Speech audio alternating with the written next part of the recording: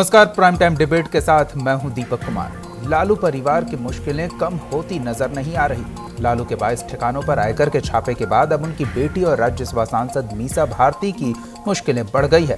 आयकर विभाग ने मीसा भारती को बेनामी संपत्ति के मामले में जून के पहले सप्ताह में हाजिर होने का सम्मन भेजा है। मीसा के पति शैलेश को भी सम्मन मिला है। मंगलवार को मीसा के सीएस राजेश अग्रवाल को मनी लॉन्ड्रिंग के मामले में गिरफ्तार किया गया। सीए की गिरफ्तारी के बाद ही मीसा को सम्मन मिला। आरोप है कि सीए राजेश अग्रवाल ने फर्जी कंपनियों के जरिए मीसा के लिए करोड़ों की जमीन के सौदे कौड़ियों के भाव में कराए। फर्जी कंपनियों के जरिए मीसा पर शेयर खरीदने बेचने की आड़ में करोड़ों की प्रॉपर्टी तैयार करने के भी आरोप हैं। मीसा की कंपनी ने महज 1,41,00,000 रुपए में 100 करोड़ की जमीन खरीदी। बता दें कि बीते कई दिनों से सुशील मोदी लालू और उनके परिवार पर 1500 करोड़ की बेनामी संपत्ति अर्जित करने का आरोप लगा रहे हैं। तो क्या लालू और उनका परिवार मुश्किलों में फंस गया है? प्राइम टाइम में इसी मुद्दे पर बात करेंगे।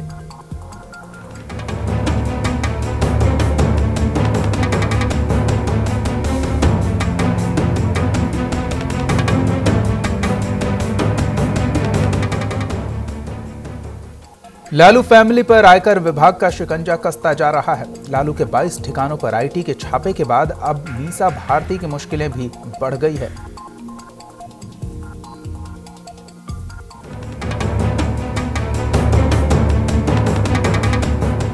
लालू यादव और उनके परिवार पर ईडी का शिकंजा कसता जा रहा है। आयकर विभाग ने लालू की बेटी और राज्यसभा सांसद मीसा भारती और उनके पति शैलेश कुमार को सम्मन भेजा है। करोड़ों की बेनामी संपत्ति के मामले में 6 जून को उनसे पूछताछ होगी। इससे पहले मंगलवार को मीसा भारती के सीए राजेश अग्रवाल को 8,000 करोड़ के मनी लॉन्ड्रिंग के आरोप में ईडी ने गिरफ्तार किया। लालू फैमिली पर आयकर विभाग का शिकंजा। मीसा और शैलेश को आयकर का सम्मन। बेनामी संपत्ति मामले में 6 जून को होगी पूछताछ। शैलेश से 7 जून को होगी पूछताछ। मीसा के सीए राजेश अग्रवाल को ईडी ने किया था गिरफ्तार। 8,000 करोड़ के घोटाले के मामले में हुई गिरफ्तारी। राजेश अग्रवाल पर मीसा भारती को पैसा मुहैया कराने का आरोप है। मीसा के सीए ने फर्जी कंपनियों के जरिए मीसा और उनके पति को फायदा पहुंचाया, जिसकी जांच अब आयकर विभाग कर रहा है। राजेश अग्रवाल पर मीसा को धन मुहैया कराने का आरोप। मीसा की company Michel Packers and Printers commission लेकर शेल कंपनियों के जरिए दिलाई गई एंट्री। कंपनी ने करोड़ों की जमीन कौड़ियों के भाव खरीदी। शेयर खरीदने बेचने की आड़ में जमीनों का खेल। महज 1.41 करोड़ में खरीदी 100 करोड़ की प्रॉपर्टी। राजेश के रिमांड के बाद मीसा और शैलेश को भेजा गया नोटिस। मीसा को ईडी का सम्मन मिलने के बाद बिहार में सियासत भी तेज हो गई है। बीजेपी समेत कई राजनीतिक दिग्गजों ने मीसा के बहाने लालू और बिहार सरकार को घेरने की कोशिश की। मिशेल पैकर्स नाम की कोई कंपनी नहीं है, तो बताएं Misa Bharti Michel Packers company है कि नहीं है? उसी प्रकार तेज प्रताप यादव, तेजस्वी यादव, ये तमाम लोगों की जिंदगी लालू यादव ने बर्बाद कर दिया। अपने तो बर्बाद हो ही गए, क्या वो चुनाव भी नहीं लड़ सकते, लेकिन उन्होंने अपने बच्चों की भी जिंदगी बर्बाद कर दिया। मीसा भारती और शैलेश कुमार तक ये मामला नहीं रुकने वाला है। जिस प्रकार से लालू प्रसाद के पूरे परिवार ने बेनामी संपत्तियां अर्जित की हैं, चाहे वह तेजस्वी यादव हो, तेज प्रताप यादव हो, राबड़ी देवी जी हो या उनके परिवार के और सदस्य हो, उन सारे लोगों को आगे आने वाले दिनों में ऐसे कार्रवाइयों का सामना करना पड़ेगा। विभाग के प्रश्नों के जवाब देने पड़ेंगे। आप जो शेयर मर गया उस शेयर को आप जिंदा करके आप बड़े स्केल पर ले रहे हैं। जो कम पूंजी आपने लगाई, तो इनकम टैक्स ने जो रिपोर्ट दिया है, जो उन्होंने सम्मन दिया है, वो तर्क के साथ दिया है। उनको जवाब देना चाहिए, अन्यथा कानून को अपना काम करना चाहिए। फर्जी कंपनी के जरिए करोड़ों की जमीन को कौड़ियों के भाव खरीदने का ये सिलसिला कब से चल रहा था? इस पर प्रवर्तन निदेशालय अब सख्ती से पूछताछ कर सकता है। राजेश अग्रवाल के रिमांड के बाद कुछ और अहम खुलासे हो सकते हैं। देखना होगा कि इस सम्मन का सामना लालू परिवार कैसे करता है।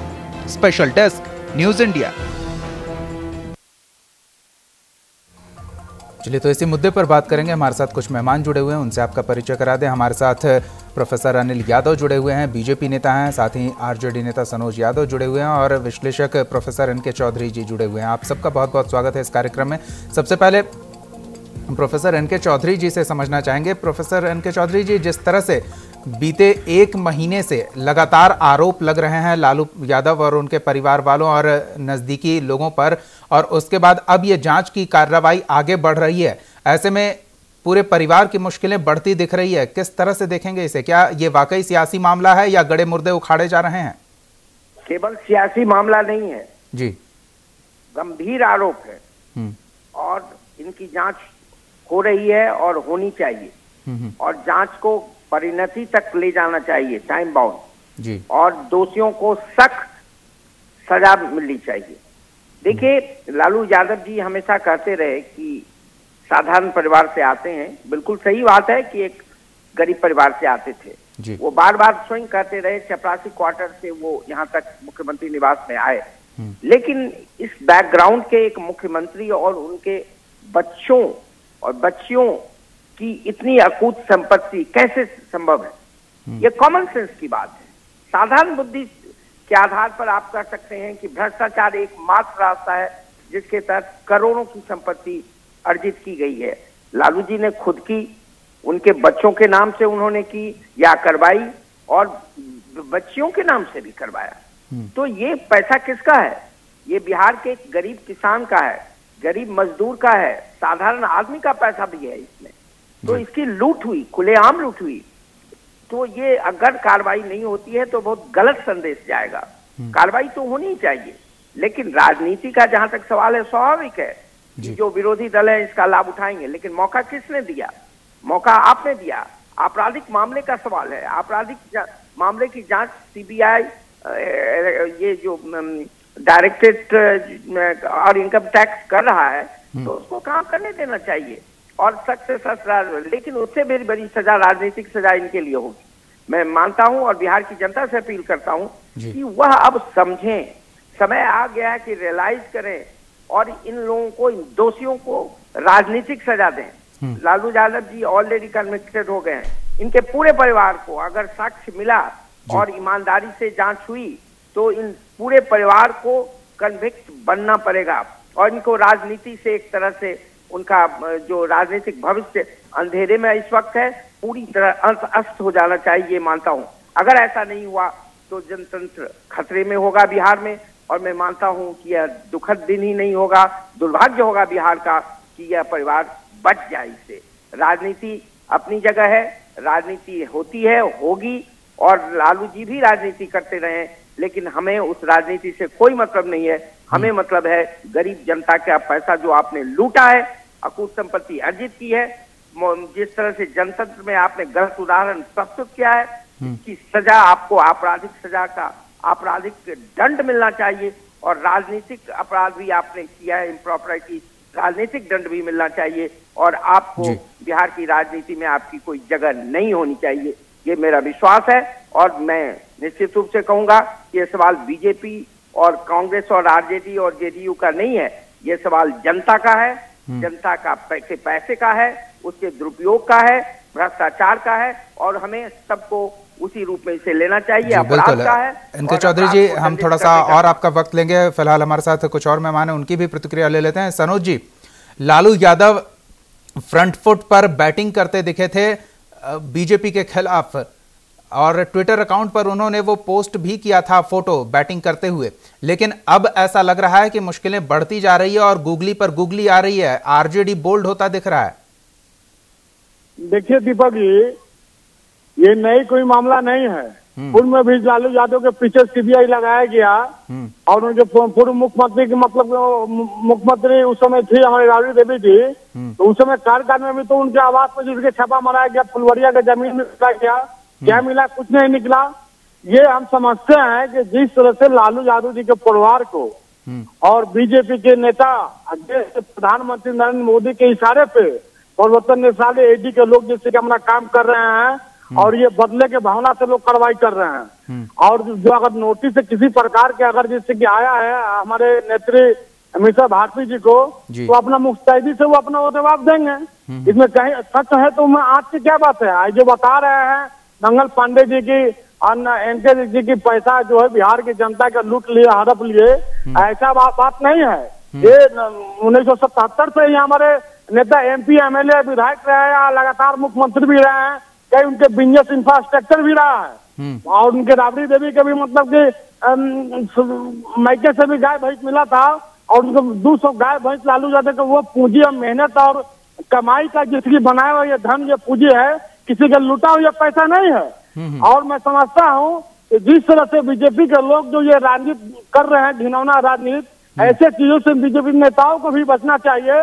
बचना चाहिए, ये तो आप सलाह दे रहे हैं सनोज जी, लेकिन आपकी बातें तब तक सच है जब तक आरोप साबित नहीं हो जाते। एक बार आरोप साबित हो जाए तो फिर इन बातों का कोई मतलब नहीं है। लेकिन अनिल जी के पास चलते हैं। अनिल जी, क्या वाकई सियासत से प्रेरित है ये कार्रवाई? देखिए, कार्रवाई कानून करती है, हमारा काम था आरोप लगाना। आरोप लगाना सिर्फ ये नहीं, जहां गलती हुई है और जो गलत हो रहे हैं उनको हमने उजागर किया सारे डॉक्यूमेंट के साथ। और उस डॉक्यूमेंट को बाद में बिहार के मुख्यमंत्री ने कहा था, जब हमारे नेता ने कहा कि भाई आप क्यों नहीं एक्शन में आ रहे हैं, क्यों नहीं एक्शन ले रहे हैं, तो उन्होंने कहा कि मेरे जुरिडिक्शन का ये केस नहीं है, केंद्र सरकार इस पर एक्शन ले, केंद्र सरकार इंक्वायरी करावे। तो हमारे नेता ने केंद्र में इनकम टैक्स डिपार्टमेंट में ईडी में कंप्लेन किया, और उसके बाद उससे उन कागजातों को देखने के बाद उनको लगा कि ये, लेकिन अनिल जी उसके बाद उन्होंने शायद मैं भूल रहा हूं, सुशील मोदी ने कहा था कि मैंने कहीं भी कोई भी कागजात नहीं दिए हैं, ये स्वतः स्फूर्त कार्रवाई है जो प्रक्रिया के तहत हो रही है, और आप कह रहे हैं कि आपके नेता ने डॉक्यूमेंट्स मुहैया कराए। नहीं, आरोप के साथ, हम जब आरोप लगा रहे थे तो डॉक्यूमेंट के साथ लगा रहे थे। हमने डॉक्यूमेंट पेश किया, प्रेस में भी उन्होंने दिया, सारे डॉक्यूमेंट हैं, और उसी डॉक्यूमेंट के आधार पर आरोप लगाए गए थे। तो ये तो आरोप बेमतलब का नहीं लगाया गया था, डॉक्यूमेंट हमारे पास थे, उस पर हमने आरोप लगाया था कि ये कैसे हुआ।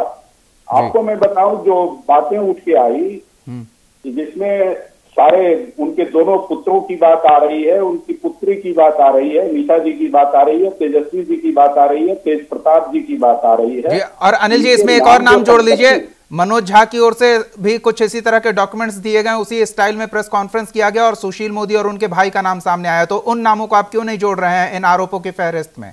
हाँ, आपने ठीक कहा।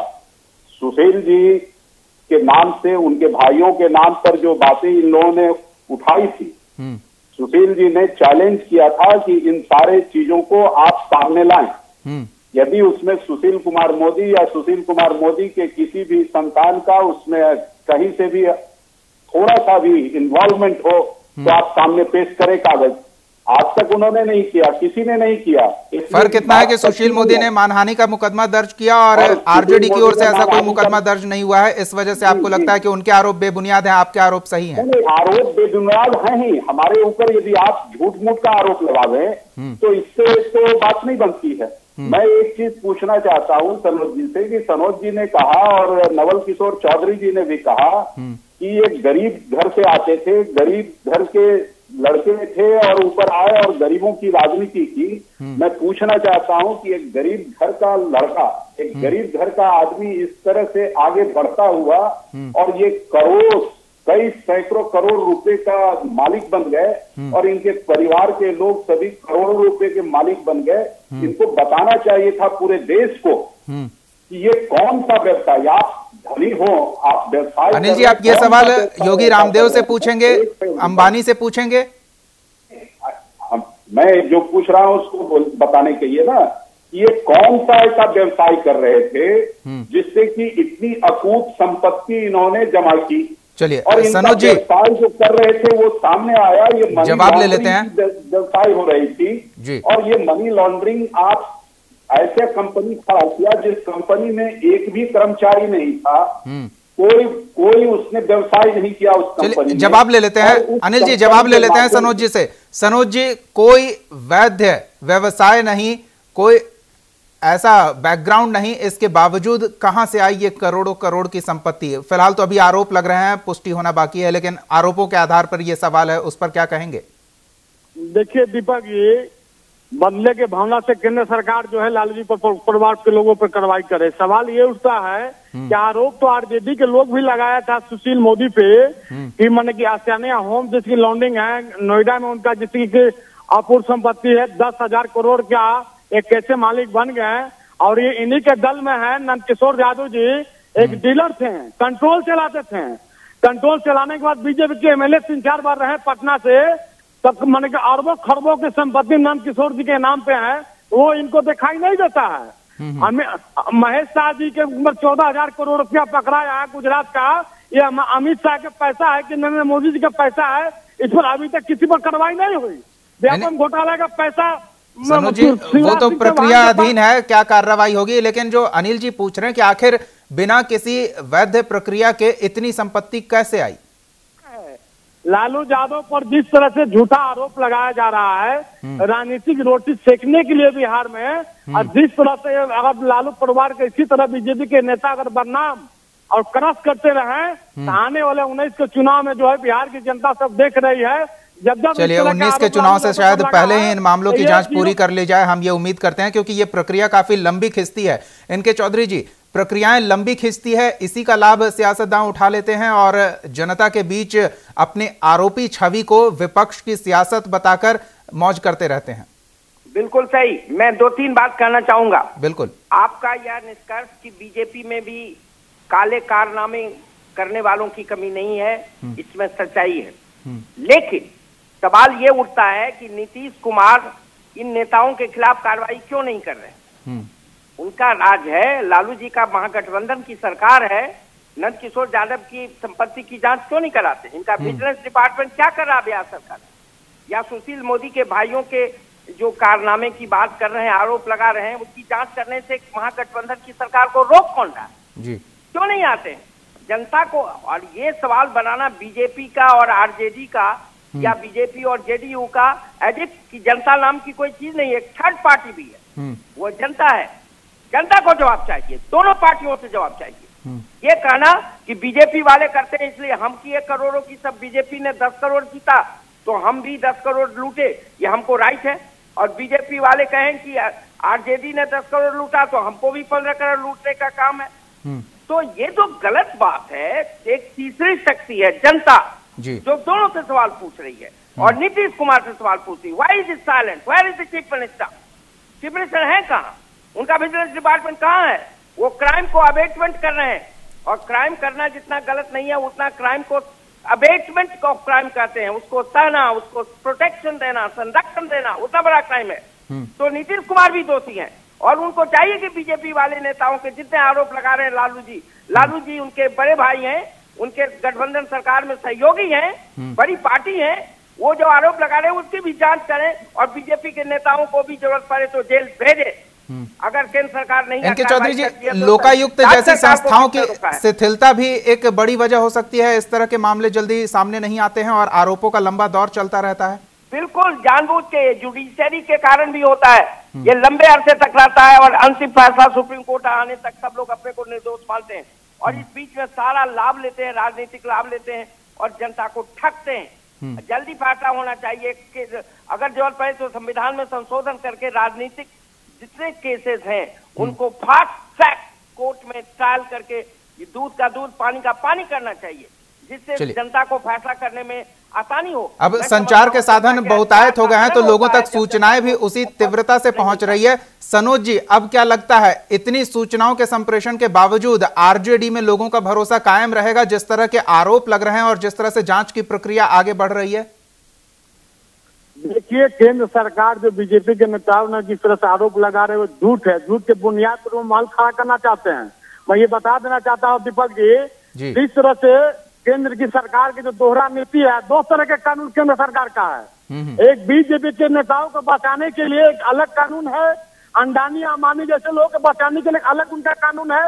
अब विरोधी जो बिहार में है या दिल्ली में है और जगह में जो विरोधी है उनके लिए केंद्र सरकार के अलग नीति, अलग कानून है। सनोज जी, दिल को खुश रखने के लिए गालिब ये ख्याल अच्छा है, लेकिन क्या जनता को आप भरोसा दिला पाएंगे कि ये केवल राजनीति से प्रेरित कार्रवाई है? क्या वो विश्वास करेगी? क्योंकि अब सूचनाएं सीमित नहीं है, अब हर व्यक्ति तक सूचना पहुंच रही है। देखिए दीपक जी, बिहार की जनता, दलित पिछड़ा समाज, 11,000 करोड़ बिहार के, जिससे यहाँ जनता लालू जी के हमेशा साथ रहा है, आगे भी साथ रहेंगे। इस तरह के घिनौनी राजनीति से बीजेपी के बिहार की जनता दिग्भ्रमित होने वाली नहीं है। लालू यादव पर जब जब इस तरह के हमला हुआ है, बिहार की जनता जो है गुलबंद होकर के हमेशा लालू जी के पक्ष में, हितैषी में खड़ा रहा है। इससे बीजेपी नेताओं को कुछ लाभ मिलने वाला नहीं है। इनके आने वाले समय में महागठबंधन यहाँ अटूट है बिहार में। 19 के चुनाव में भी अगर यही हालात बीजेपी का अगर रवैया रहा, अपने आदर्श से अगर बाज नहीं आए, आने वाले समय में बिहार में 0 पर आउट होंगे और बिहार में महागठबंधन का परचम लहराएगा। चलिए अनिल जी की प्रतिक्रिया ले लेते हैं। अनिल जी, सनोज जी जो आरोप लगा रहे हैं, उन आरोपों पर भरोसा क्यों न करें, आप ये बता सकते हैं? आडवाणी का रथ लालू प्रसाद यादव ने रोका, नरेंद्र मोदी का विजयी अभियान जो चल रहा था, जो सुनामी चल रही थी, उसे बिहार में लालू यादव ने रोका, तो फिर क्यों न लोग माने कि ये आरोप और ये जांच की कार्रवाई जो हो रही है वो सरासर राजनीति से प्रेरित है? देखिए, ये राजनीति से प्रेरित नहीं है और राजनीति आरजेडी वाले लोग कर रहे हैं। मैं तो सिर्फ इतना जानना चाहता हूँ, पूरे बिहार की जनता जानना चाहती है कि यदि ये सारे आरोप जो लगाए गए हैं, करोड़ों की बेनामी संपत्ति जो उजागर हुआ है, नहीं उजागर नहीं हुआ, अभी जांच चल रही है। नहीं, जांच चल रही है। हमने आरोप लगाया है कि इतना आरोप, इतने रुपए की संपत्ति इनके पास है और डॉक्यूमेंट के साथ हमने दिया है। तो ऐसे स्थिति में क्या मीसा भारती को और उनके हस्बैंड को जो समन किया है ईडी ने, उस समन में वो जाकर ये कह सकते हैं कि मिशेल पैकर्स और प्रिंटर्स लिमिटेड के जो कंपनी है, वो कंपनी उनकी नहीं है और उस कंपनी में जो संपत्ति अर्ज किए गए हैं वो संपत्ति उनकी नहीं है। यदि वो कह देती हैं कि ये संपत्ति मेरी नहीं है, तो बड़ी खुशी की बात होगी और वो संपत्ति जो है वो भारत सरकार की हो जाएगी और गरीब जनता की जो पैसा के पैसे को जो लेकर इन लोगों ने अपना धन बना लिया है, वो सभी गरीब जनता का पैसा हो जाएगा, भारत का पैसा हो जाएगा और गरीबों का पैसा जो इन्होंने गरीब बन के लूटा है वो सभी गरीब के पास। अनिल जी, पैसा तो हाथ की मैल है, आता जाता रहता है, लेकिन जो भरोसा लालू यादव के प्रति जनता ने दिखाया है, वो मजबूत भरोसा क्या दरकेगा? दीपक जी, इन्होंने धन अर्जित किया है, इन्होंने जमीन खरीदी है, इतने करोड़ों रुपए की जमीन खरीद रखी है, वैसे कंपनी जिसमें की कोई व्यवसाय नहीं है, कोई कर्मचारी नहीं है, और उस कंपनी को इतनी बड़ी संपत्ति खरीदी कैसे, कौन सा व्यवसाय किया वो कि वह कंपनी को इतना पैसा आ गया और वो इतनी बड़ी संपत्ति खरीद ली, ये मीसा भारती को बताना होगा। और यदि मीसा भारती ये कह देती है कि ये कंपनी मेरी नहीं है, तो सारी संपत्ति सरकार जब्त कर लेगी, वो सरकार की संपत्ति होगी। ये बताने के लिए उनमें हिम्मत होनी चाहिए कि ये मेरी संपत्ति। लेकिन फिर भी सजा तो नहीं होगी किसी को? नहीं, यदि वो कह देंगे कि ये मेरी संपत्ति नहीं है, वो तो उनका मामला है, देखने वाली बात होगी क्या करेंगे वो। 6 तारीख को उनको पेश होना है और फिर 7 तारीख को उनके पति शैलेश को भी पेश होना है। इनके चौधरी जी, आरोपों की बौछार होती रहती है, हर व्यक्ति सुबह उठा और किसी व्यक्ति पर आरोप लगा दिया, सियासत में ये आम है, तो क्या हर शिकायत की जांच की जा सकती है? ऐसा संभव लगता है? मंगवा के हमको गिफ्ट किया 1971। हेलो जी, इनके चौधरी जी, कोई भी व्यक्ति सुबह उठा और किसी महत्वपूर्ण व्यक्ति पर आरोप लगा देता है, तो हर शिकायत की जांच ऐसा संभव है? जी नहीं संभव है। जब तक प्राइमा फेसाई उस पर आधार नहीं हो, नहीं लेना चाहिए, बदनाम नहीं करने। और कानून में प्रावधान है कि ऐसे लोगों के खिलाफ कार्रवाई हो सकती है जो गलत आरोप लगाते हैं, और इस प्रक्रिया का यहाँ भी पालन होना चाहिए। लालू जी की भी प्रतिष्ठा को आंच नहीं लगनी चाहिए। लेकिन दिक्कत ये है कि प्राइमा फेसाई एनफ प्रूफ आ रहा है पब्लिक डोमेन में, जनता समझती है, परसेप्शन यूं ही नहीं बन रहा है कि इनके खिलाफ वास्तव में प्राइमा फेसाई बहुत आधार है, तथ्य है। लालू जी को उसको जवाब देना चाहिए। और अगर वो समझते हैं कि यह गलत कर रहा है, सुशील मोदी कर रहे हैं, तो उनके खिलाफ मानहानि का मुकदमा चलाएं। और क्रिमिनल प्रोसीजर कोड में भी कई प्रोविजंस हैं जिनके खिलाफ गलत आरोप और गलत मुकदमा करने के लिए उनको दोषी ठहराया जा सकता है। मानहानि वाला तो बहुत स्पष्ट मामला है, लेकिन क्यों नहीं आ रहे हैं लालू? इनके चौधरी जी, संक्षेप में एक प्रतिक्रिया चाहेंगे आपकी। क्या जो 27 तारीख को अगस्त में रैली प्रस्तावित है, उससे पहले ये कोई बड़ा नुकसान हो सकता है आरजेडी के लिए, ये जो प्रक्रिया आगे बढ़ी है? बिल्कुल नुकसान हो सकता है। और मैं आपको बताऊं कि राजनीतिक नुकसान ऑलरेडी हो रहा है आरजेडी को। और यह सपना देखना भूल जाएं कि बार बार जात और धर्म के आधार पर इलेक्शन जीत जाएंगे। बिहार की जनता भ्रष्टाचार के खिलाफ भी एक्ट करती है और 77 में उसका प्रमाण है। आपने ठगा है, 70 की जयप्रकाश की क्रांति की आत्मा को आपने मार दिया है। वो आंदोलन भ्रष्टाचार के खिलाफ हुआ था और उसके लाडले लालू प्रसाद यादव जी और उनका पूरा परिवार भ्रष्टाचार में लिप्त पाया जा रहा है। तो ये मत भूलें कि बिहार की जनता आपको माफ कर देगी और जात और धर्म के नाम पर हमेशा आपको वोट करती रहेगी। और अगर हिम्मत है तो स्वतः इलेक्शन करा के जनता का मैंडेट आप फिर से प्राप्त कीजिए। इतने बड़े आरोप के बाद आपको you should dissolve the assembly and seek A fresh mandate from the people, और उसी में पता चल जाएगा। इनके चौधरी जी जिस नैतिकता की बात कर रहे हैं वो न जाने कहां खो गया है। बहरहाल वक्त हमारे पास नहीं है। बहुत बहुत धन्यवाद हमारे साथ चर्चा में शामिल होने के लिए प्रोफेसर इनके चौधरी जी, सनोज यादव जी और प्रोफेसर अनिल यादव जी। देखने वाली बात है कि आने वाला वक्त किस तरह से किसकी तरफ करवट बदलता है, क्योंकि गतिविधियां काफी तेजी से बदल रही है। फिलहाल तो ईडी ने कह दिया है मीसा भारती हाजिर हों। प्राइम टाइम डिबेट में फिलहाल इतना ही। आप देखते रहिए न्यूज इंडिया।